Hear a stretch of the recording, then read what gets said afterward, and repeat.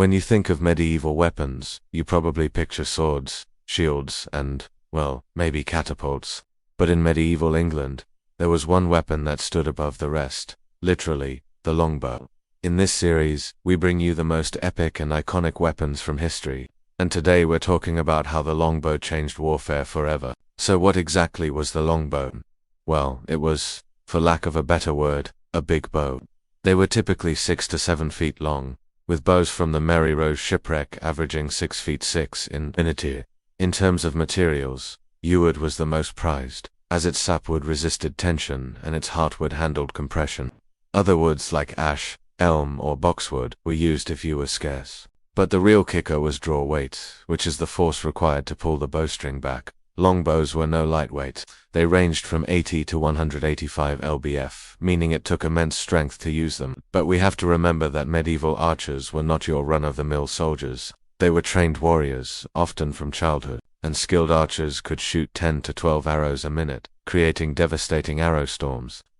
At Agincourt in 1415, English archers fired an estimated 60,000 arrows in a few minutes, crippling French cavalry. Longbows were effective up to 250 yards, and their arrows could penetrate chainmail and embed 4 inches into oak doors, as recorded by chronicler Gerald of Wales. Now, you're probably thinking, okay, so it was a strong bow. What's the big deal? Well, longbow revolutionized warfare during the 100 Years' War between England and France from 1337 to 1453. With their incredible range and accuracy, English archers could pick off enemy soldiers long before they came within sword's length. In fact, at the battles of in 1346 and Poitiers in 1356, English and Welsh archers proved their mettle, defeating numerically superior French forces. At T10, English and Welsh archers beat back 35,000 French.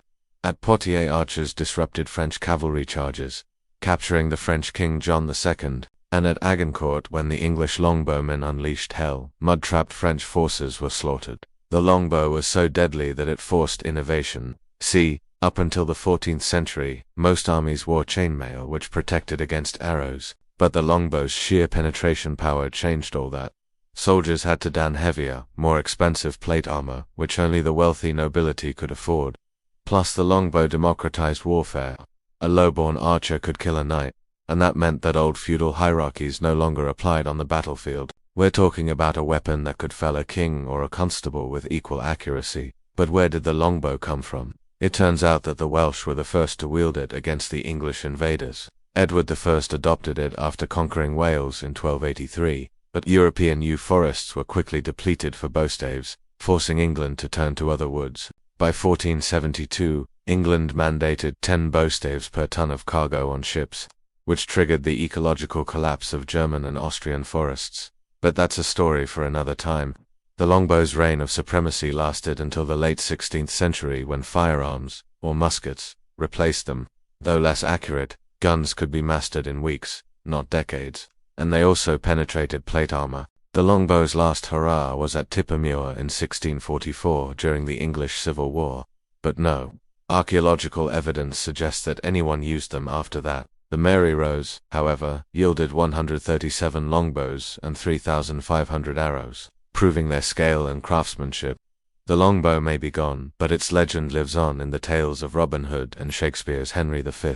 Well, folks, that's a wrap on this episode of Longbow. Did you know anything about this iconic weapon before watching? Let us know down below, and don't forget to subscribe for more epic historical tales. Until next time.